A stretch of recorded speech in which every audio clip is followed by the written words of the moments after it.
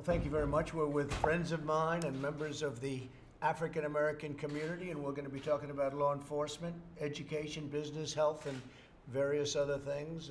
As you know, tomorrow we're going to Dallas. We're going to start our rallies back up now. We've had a tremendous run at rallies. I don't think there's been an empty seat since we came down on the escalator. With the First Lady, that was with the future First Lady at that point. It's been an amazing thing to behold, and we're going to be starting our rallies. Our first one, we believe, will be we're just starting to call up, will be in Oklahoma, in Tulsa, Oklahoma. Beautiful new venue, brand new, and they're looking forward to it. They've done a great job with COVID, as you know, in the state of Oklahoma. We're going to be coming into Florida, do a big one in Florida, big one in Texas. They're all going to be big. We're going to Arizona. We're going to North Carolina at the appropriate time. The governor's a little backward there. He's a little bit behind. And unfortunately, we're going to probably be having no choice but to move the Republican convention to another location. That'll be announced shortly, but we'll have no choice. We wanted to stay in North Carolina very badly. We love it. It's a great state I won. Many friends, many relatives, frankly, that live there. And we'll see how it all works out, but the governor doesn't want to give an inch. And what he's doing is losing hundreds of millions of dollars for his state. But we'll probably have no other recourse but to move it to another state. We have a lot of states that want it: Texas, Georgia, Florida. We have many states that want it, but we've given them everything we can. North Carolina, special place, but I think we're going to probably end up giving you an announcement pretty soon. We are doing well in so many ways. You see what's going on with NASDAQ. We just broke another record yesterday. Some good news came out of the Federal Reserve today. I think some very good news. We're really doing a financial comeback. The jobs numbers were fantastic. Now we'll have some other job numbers come up over the next few weeks, and we'll see how that goes, but I think it's really good, and we're on our way to a very big comeback. I'd like to ask some of the folks that I'm with today to say a few words. They've been really supporters and friends of mine. They understand life. They understand, I think, the black community better than anybody I know. And I will tell you, Ben Carson is an example of exactly what I'm talking about. He's been my friend from the first day we met, I think. And we were opponents, but we were never really opponents. Ben is a very exceptional guy. He's done a fantastic job at HUD. But I'd like to maybe start with Ben to say a couple of words and go to Darrell and the rest of us. Let's say a few words to the press, if you would, please, Ben. Well, thank you, Mr. President. We're here obviously to talk about some of the concerns in the black community that have risen to a point that people all around the world are making their voices heard. This is an opportune time to do something about it, because this administration has already established a record of actually solving problems that other people just talk about and have talked about for many years. And I am delighted, Mr. President, that you have made it a priority to solve this problem. And we're all going to be helping with that process. There are many others out there, people of goodwill. You know, there's some who just wait for anything to criticize it. But there are actually some people who actually want to see a solution. And I've had a chance to talk to many of them. We'll continue to do that, put forth the kinds of programs that actually get people out of poverty, not things that just keep people stable in poverty and happy in poverty. We want to change that whole dynamic. And I think some of the things that have already been done, we will get back to those quickly. You know, this was an intentional stopping of the economy, of an amazing economy. The fundamentals of that economy are still in place. We will recoup that, and we will move further on. And your philosophy, of course, has been that a rising tide floats all boats. And that's why you don't spend a lot of time with identity politics. We want everybody to be successful, right, and we're going to do everything we can to help you do that. Well, as I've been saying, Ben, I think that the economy will be, next year will be maybe the best it's ever been. You can already see it with the stock market, how it's been going up, because you have a lot of smart people that are betting on exactly what I'm saying. The stock market is almost as high as it was prior to the plague floating in from China. It was a plague that floated in from China. Now they're learning that it may have been much earlier, which bears out exactly what I've been saying. You saw that word yesterday, that it may have come in a lot sooner than we were told. A friend of mine is Daryl Scott, and he's a great guy, and he's got tremendous heart. At the same time, he's a tough cookie. I think that's what maybe attracted me to him. Unfortunately, I didn't get attracted to the good parts, but that's a good part too. Daryl, say a few words, please. We're here today, and thank you, Mr. President, for allowing us to come. Our nation is at a juncture where we're facing another challenge, but this administration has become used to challenges. It's been one challenge after another, and we've pressed pause, but we're ready to press play now and continue in the positive initiatives regarding the black community. You know, Mr. Trump called me in November of 2016, right after the election, right after he won, and he said to me, "What do you want?" And I said, "What do you mean?" He said, "Well, I mean, you've been working real hard. Is there anything that you want?"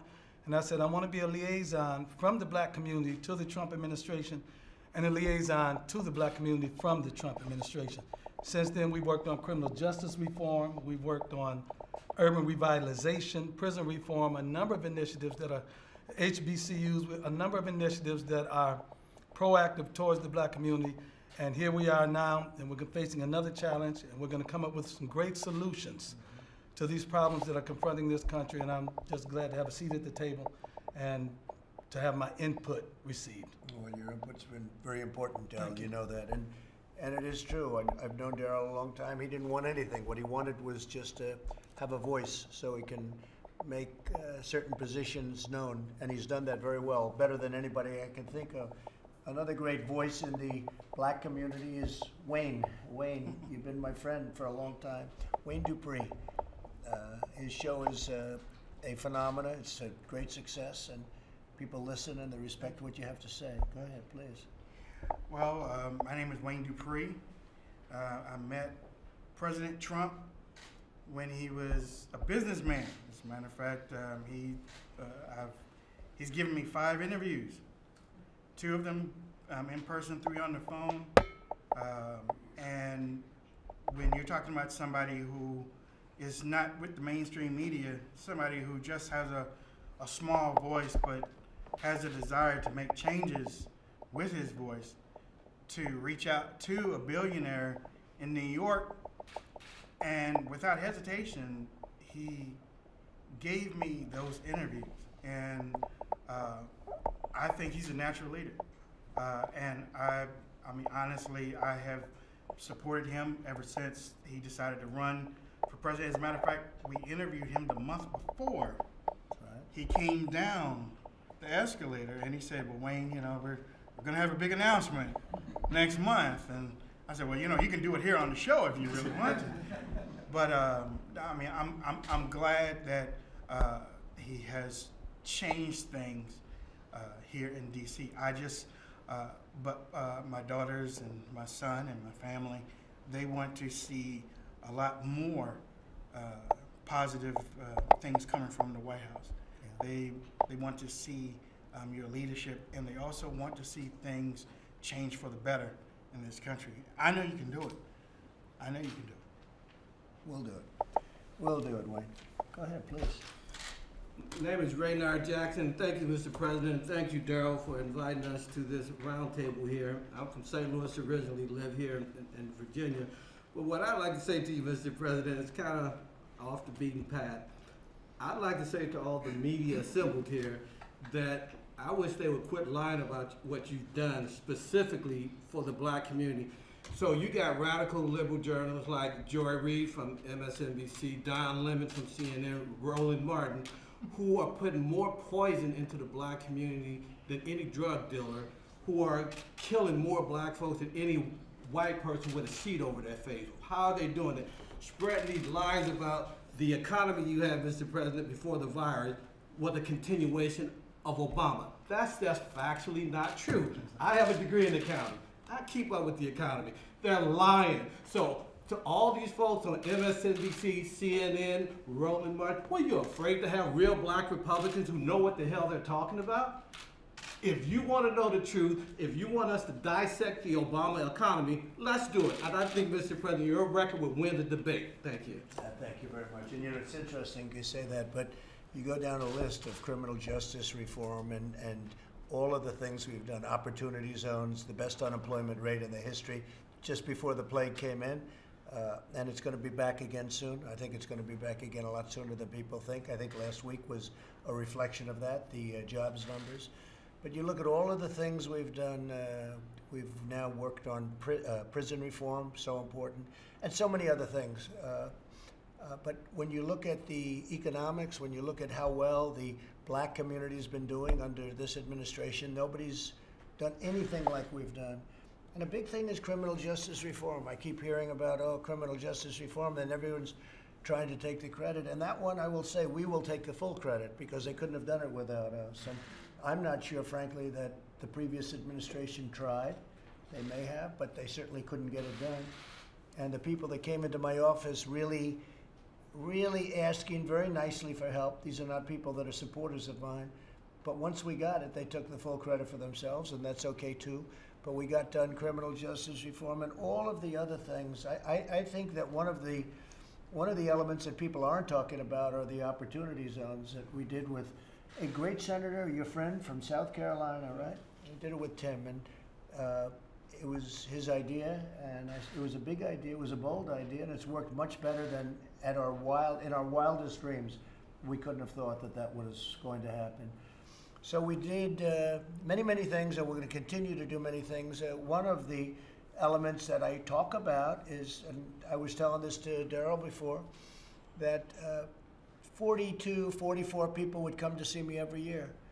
The heads of the historically black colleges and universities, and they would come up here, and I got to actually know them. And the first year they came, I thought it was a normal meeting. They were asking for a lot of money, which they were having a hard time getting from previous administrations, and we got it for them. The next year they came back, I said, oh, what are you guys back for? He said, well, we want the money again. I said, aren't we working long-term deals? No, we got the money. And then the third time, I said, I see you come. So they made you for years, many years, for decades. They had to come back, keep coming back, keep coming back. Not like a lot of others where they get it. And they kept coming back and asking for money. And I said, what's this all about? Why do you have to come every year? Why don't we make a longer-term deal? And we made, I think, a 10-year deal. And they're all funded up and they're all set. And that's historically black colleges and universities, and they play a tremendous function. I got to be friendly with some of them. I won't tell you what some of them said, how bad it was about the past administration and past administrations.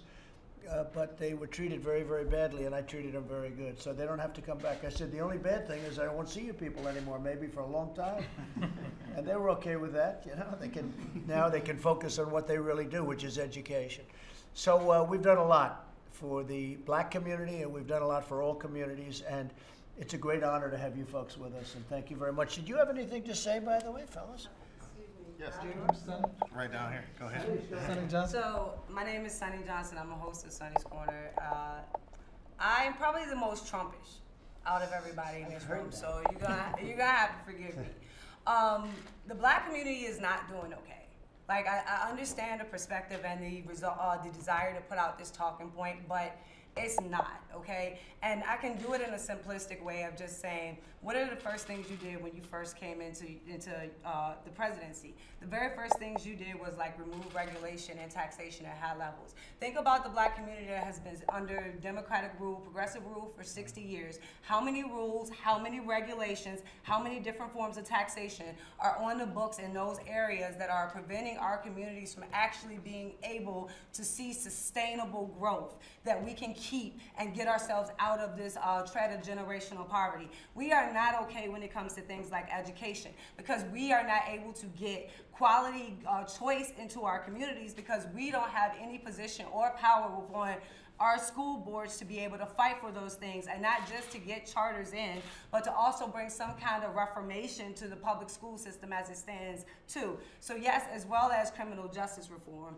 and a lot of other things, as well as health and things we could put down the list. All of these things have been under Democratic control for 60 years. And they are not going to change until we have a Republican Party that is willing to go into these communities and actually offer a choice to these people about how we can do things differently. Because the way it is structured now, the only choice that we get is left or either further left.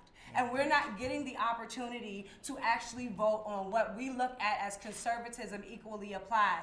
The very basic economic principles that we on the right say are significant in our success and seeing the success in our country, those are not being offered at the local level in black communities. So basically, we're asking to grow out of concrete, because we don't have the fertile soil in these areas to make everything flourish and bloom the way my generation would like to see it. So I think the numbers and statistics about my generation are not going to be out for 20 years. You're not going to see that we have started to change the dynamic within families. We have started to change the dynamic within marriage. We have started to change a lot of the negative dynamics that are still brought up in statistics today involving us. Our generation is working on making sure those things change. And nobody looks at us and sees the power we have to be effective in making change this generation, and not just waiting for the next layer of statistics to come out. So until we can actually get an honest dialogue on the right out into the ether, then you're going to keep on having, the fake news media spread lies, because we aren't there giving another choice as to how these things could be done. And it's going to continue to go left if we aren't there giving an option to make it go right. And that's like the biggest thing that we're having trouble with on the right, is like understanding how government works. We are a republic. That means local government has the most power over citizens' lives, as well as how to take that and put it into a cohesive message that can be spread to the black community that will already engage upon what we already know. If we looked at like the photos of you before you became president, and you were taking pictures with Snoop, and you were taking pictures with all the icons of hip hop, you did that, I think, and you could tell me if I'm wrong, but you did that because you saw capitalists, you saw branders, you saw entrepreneurs, you saw people that were willing to take a chance and make things grow. That is us. That is the black community. And I would like to see a challenge from you to see how many in the black community can put their names on the side of a building coming out of this. If we're really going to reshape and reform the way that we do this, issue that challenge, because that's what we need more now than ever. And we need it to be focused and centric on the black community, not into letting people come in and gentrify areas that are traditionally ours. And you don't need closed police departments. No, we need the police. But if you take a term, like if you take and look at what happened in Ferguson, because Ferguson is like where Black Lives Matter really came out. I ain't gonna say it was born, because people will fight about that.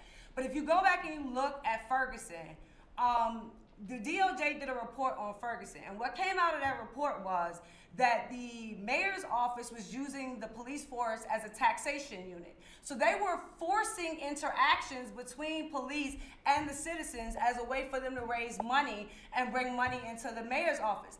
That was causing over-policing.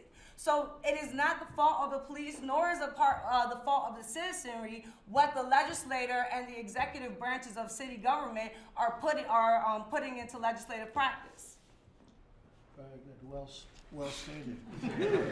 Wayne, what do you think? Good job? Very good I think job. a good job. Thank you, Sonny. Appreciate it. Fellas, go ahead, please. Well, she said a lot of the things that, that I don't know if I can say it any better than that, but just that a lot of these things are systemic. I think what we've done through your leadership is start to break down that system and fight back. Opportunity zones, HBCUs, criminal justice reform. Those are reversing some systemic issues. And through your leadership now, we're looking at other layers of that, because we just saw what COVID shined a spotlight on access to capital. It shined a spotlight on health disparities. And then recently with the protests, how can we create better police and community relations? But one thing we've done over the last couple of weeks is listen to individuals, and now we have solutions. And those are things we're going to continue to work through as an administration, because it's about results. And I think a lot of people are leaning on you because you're result oriented. It's not about just us talking here. It's about what we're going to produce out of this meeting. And you know what, that's the thing. A lot of people that listen to the show or calling on the show, they want to see those results. If you go into the black community and you tell people type of statistics, oh, okay, yeah, great. But if you show ground moving, ground shaking, things growing up from the bottom, you know, those opportunity zones, or more jobs than what they are right now. But if you start showing those things, and you know, a little friendly drive-through, hey, President Trump here, believe me, there are many people that are on these online boards, and like I said, the call-ins and whatnot. They do support President Trump. They know what happened in the Obama administration. They know what you're doing. They also see what the media is doing to you. So don't think that you are alone. It's just that they need to hear more from you. I agree with you. That's true. It's the only way you get through the media, because the media is almost 100% negative. It's incredible. But that's not the only thing that's impeding the progress of the legislation that you put out. So let's take opportunity zones. If the opportunity zones pass from a federal level, they then go down to the state and then are allocated on local level. So for us as black people to actually access the opportunity zones, I have to go talk to Democrats. And I have to be willing to do what they want to do under their agenda, how they want it done, for me to be able to have access to the opportunity zone funds. So that's where, when you see in our communities, instead of getting young blacks to invest and become entrepreneurs and become owners, you're getting gentrification, because outside forces with more money and connections to these Democrats are able to come in and get this money a lot faster than the black people that it was actually intended to help. And so you're seeing this changing of our community, where at no point in time are we allowed in the process to become a part of it and maybe be the innovators of what the future can look like. Because that is what you really have coming out of the black community, a desire to be an innovating force about what our communities look like in the future, where we have been handed policy, or we have been handed government for so long, and now you have a population that says, we want to use the government as a republic, localized government, to reinvent what our communities look like. And yes, it will include police, it'll include schools, it'll include all the necessity of civilization, but it'll also include more investment, ownership, and entrepreneurship from the citizens in those communities. You'll be happy to know that this administration has recognized that problem. The community development, financial institutions, the credit unions, the local banks have been excluded from a lot of the dissemination of the funds previously. That's been recognized and in the process of being corrected right now. And that will go a long way. Kareem? Mr. President, you've been nothing short of historic for Black America. I don't say that because I have to, because I can say whatever I want to say as a free citizen here in the U.S. You've been nothing short of historical. Criminal justice reform was historical. We were getting locked up at unprecedented rates. You undid the 1994 crime bill, and we are forever thankful for that. Even the opportunity zones, we can be critical of a lot of things, but the opportunity zones incentivize the people that had money to put the money where we needed it most, which are in these urban and rural neighborhoods. HBCUs, the whole bit, I can go down thing after thing. The current issue that we're having right now is police reform, which is so much needed. We did criminal justice reform, but police reform is the gateway to what we see as an unjust criminal justice system sometimes. Meaning, if a crooked cop doesn't do a terrible, corrupt thing with an individual, we never get into that bad system. This administration has been marred by a crooked cop like James Comey and others going after you and creating things that just were not there. The impeachment, it's not real. But they can do that.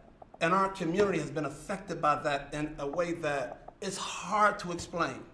I tell people this all the time. This whole situation with this policing, it's not new to black people. We've been used to it. As a kid, I got harassed by the police all the time, and I think I was a good kid. But it's a part of our community. And so we do need some things to happen on the police reform side, which will connect with the great things you've already done historically with criminal justice reform. And we know that you're the president to get it done. We know that we need some banking reform so that we can get more access to capital. We do also understand that we need some holistic approaches to create this ecosystem. Voting rights. Blacks have to go to get voting rights every 25 years or so now. These are things that are historic, and we believe that you are the president to get these things done for the black community. You've done some great things for us already, and we're relying on you, and we appreciate everything you've done, Mr. President. You've been amazing. Thank you very much. You're welcome. Yeah. Well said. Your friend, right? Yeah. He's a good man, too. For a long time we've known him. Okay, thank you all very much. We'll see you tomorrow. We'll see you tomorrow in Dallas. Thank you.